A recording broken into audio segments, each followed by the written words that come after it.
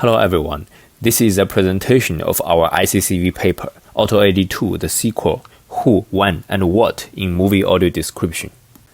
Let's start with some background information. What is movie audio description, or AD?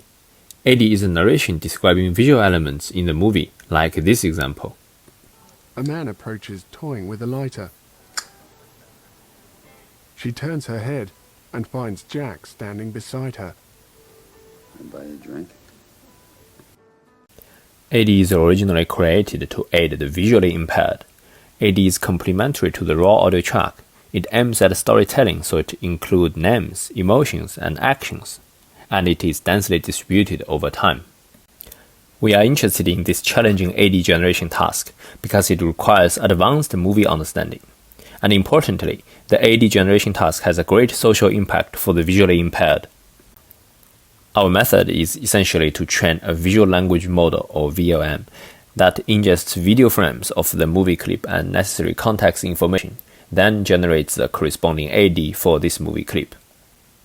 In this paper, we work on three important aspects: who, when, and what in movie audio description.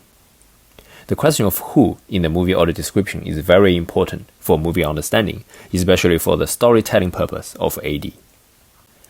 We address this challenge with a separate character recognition module. The objective of this module is to identify the active characters in the movie clip.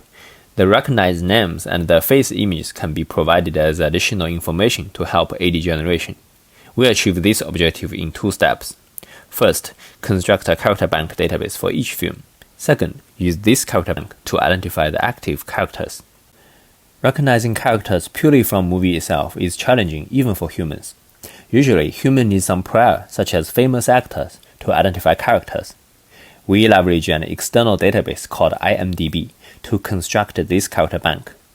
We use the cast information in IMDb, which includes character names, actor names, and actors' photos. However, there is a clear domain gap between actors' photos and the characters in movie, due to different hairstyle, makeup, age, and other factors. Matching movie characters with these red carpet photos is still challenging. To overcome this domain gap, we first find a few near neighbors of the actor's photo in the movie. Then we use these in-domain movie frames as visual exemplars for that character. Next, we train the character recognition module. This module allows face exemplars to interact with movie features, then predicts a binary score for each character. The supervision of this binary classification task can be derived from the character annotations from MovieNet. We find the character recognition module can effectively recognize active characters. The question of what to describe involves reasoning over multimodal inputs, including movie frames, character bank, and context. We experimented two types of VLM architectures. The first type is prompt-tuned GPT. That is, we use a frozen GPT model and feed the visual information including the character exemplars as learnable prompts, and feed the textual information like the character names as text prompts. The second type is cross-attention-based GPT. We inserted a few learnable cross-attention blocks into the frozen GPT model to bring in more interactions. We find the cross-attention-based architecture performs better than the prompt-tuned GPT. Additionally, the question of when to insert AD is less studied before, but it has practical importance for fully automated AD generations or helping human annotators.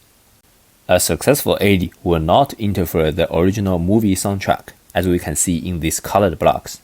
In practice, within the gap of dialogues, the positioning of AD is still a bit subjective and arbitrary for annotators. We formulated the AD time proposal task as a binary classification task. That is to answer the question, given this speech gap in the movie, should AD be inserted or not? We find that both the visual features and the duration of speech gap is helpful for this task. Finally, let's see a few qualitative results.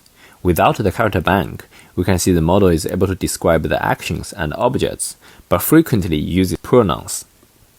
With the character bank, the model is able to identify characters, and the generated AD makes much more sense. This is another example. The model still has this limitation in describing rare concepts like this dragon-like animal.